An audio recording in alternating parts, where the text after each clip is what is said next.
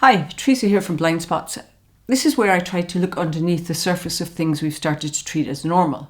Today, that thing is Facebook groups, and the question is simple. Who actually gets heard in these spaces, and who gets filtered out before the rest of us ever see them?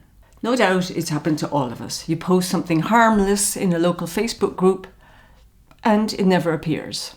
Someone raises a traffic issue, and the comments are turned off. No explanation. A protest happens, people start discussing it, and the discussion is closed by the group admins. Nobody's threatening anyone. No one's calling for violence. Nobody's abusing anyone. No one's being racist. But the conversation still disappears, which raises a bigger question. Who gets heard in these spaces and who doesn't? Who gets filtered out? And who has to become acceptable before they're allowed to be heard? Now, obviously, moderation is necessary. Threats need to be controlled. Harassment needs to be controlled. Racism, scams, abuse, grooming, doxing, these are real harms that need to be monitored and eliminated. So this isn't an argument, what I'm saying, against moderation. But something else can happen inside community spaces on Facebook. Moderation can shift from preventing harm to managing discomfort and criticism. The few filtering the many. But people affected by decisions, they sound human, they sound frustrated, they repeat themselves, they are blunt, they are angry. They do not always package their criticism politely. And if a system filters out anger and frustration, it may also filter out impact. And that's where the power issue begins, because if only calm, polite, polished, socially acceptable criticism survives, and criticism in small doses, then the people most affected by an issue may be the first people filtered out of the conversation.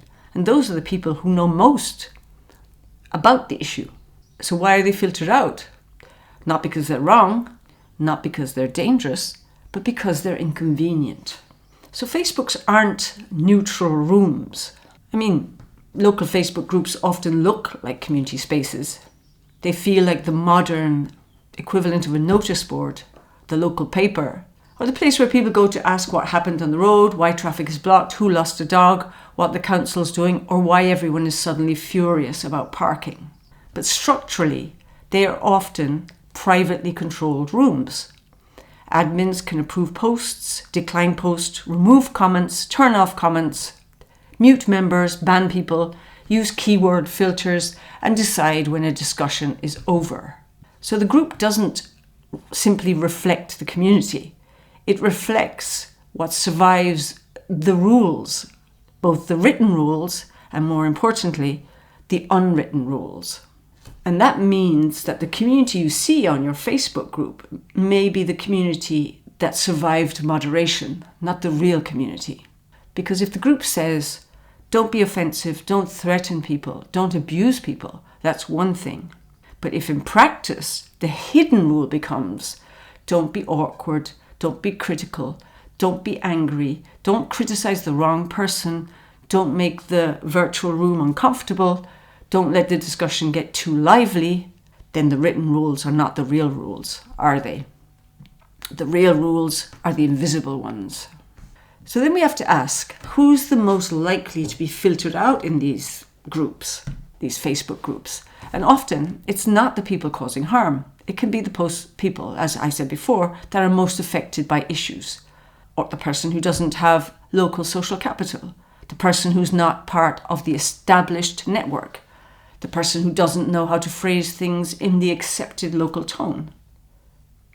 Meanwhile, the people who are already comfortable in that space, the polite, the connected, the vanilla, the socially safe, the people who know how to sound reasonable, are likely to remain visible. A group on Facebook can look calm, not because the community is calm, but because the anger has been filtered out. The criticism has been filtered out. The frustration has been filtered out. And that matters because anger, frustration, and criticism is information. Not always good information, not always fair information, Not always well-expressed information, but it's still information. If people are angry about traffic, fuel, housing, services, local decisions, or political representation, that tells you something. It tells you there's pressure somewhere. But if all that anger, frustration, etc. is removed, softened, shut down, or treated as a problem with the speaker rather than a signal about the issue, then the public picture becomes distorted. The issue appears less serious than it really is. The criticism appears less widespread than it really is. That's not just moderation, that's reshaping social reality. And it's not only about who disappears or who gets restricted. It's also about who gets elevated in Facebook groups. Facebook groups reward activity. People can get badges like top contributor, rising contributor, all-star contributor.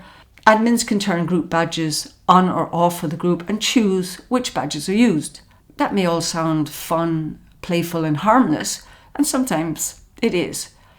But badges create informal authority, informal credibility. A person with a badge starts to look like a trusted voice in the group. But activity isn't the same as wisdom. And activity isn't the same as lived experience of a particular issue. Engagement is not the same as representation. The loudest person isn't necessarily the most affected. The most frequent commenter is not necessarily the most informed, as we well know. The most visible voice isn't necessarily the community voice. And this is how a community space starts to develop an implicit hierarchy.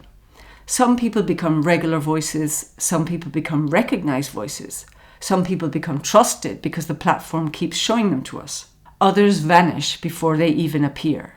Their post is declined, their comment is removed, their thread is closed, their tone is considered too much, their frustration is treated as disruption. And after a while, the group starts to look like the community, but it may actually be just a filtered version of the community. And this local pattern sits inside a much bigger system, of course, as always. Meta is trying to govern speech at a scale no human moderation system can properly handle. Billions of users, billions of posts, comments, images, videos, messages, reports. So Meta relies on automation, user reports, human review to a certain extent, account level enforcement, ranking systems, and appeals. It does not simply host speech. No, it ranks it, recommends it, limits it, removes it, restores it, restricts it, or disables the account behind it completely. And the hard part for automation is context. Automation may be able to detect certain words, certain images, links, behaviors, patterns, and reports, but it struggles with the difference between describing violence and threatening violence, reporting hate and spreading hate, criticism and harassment, protest and disorder, anger and abuse. Automated systems may not understand local context. They may not understand political context. They may not understand minority languages, slang, sarcasm, trauma, anger, or protest speech. So the people most likely to need context may be the people least likely to be understood by the system. And that's a problem. Meta itself has acknowledged that mistakes happen with its moderation processes. Before its 2025 moderation changes, Meta said that 10 to 20% of removals may have been errors. Later, it said there had been a roughly 50% reduction in enforcement mistakes in the United States from late 2024 to early 2025. That's a lot. And it matters as well what those numbers don't tell us, because they're mostly about content removals. They don't give us a full, clear picture of account bans, reach restrictions, group-level decisions, or comments being switched off, posts being declined and never posted, or local admin discretion. Meta also has an oversight board. This oversight board can review selected cases, and its case decisions are binding unless implementing them would violate the law. But its wider policy recommendations are not binding in the same way. So yes, oversight exists, but it exists at the top of a system that ordinary users experience at massive scale. And that means many people who are restricted, banned, or whatever never get a meaningful explanation. They may not know whether a decision came from automation, a human reviewer, a group admin, a keyword filter, a report, an appeal decision, or some combination of all of those. That's not a governance problem, and not just a customer service problem. All of this matters the most when speech touches power and privilege.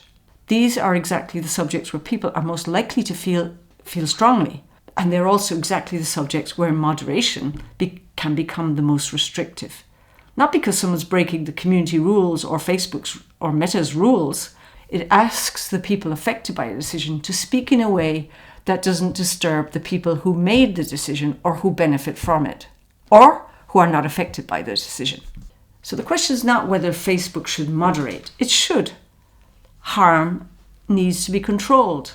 The bigger question is what happens when the tools designed to prevent harm are also used to manage criticism, protest, and discomfort, especially when directed at power and privilege.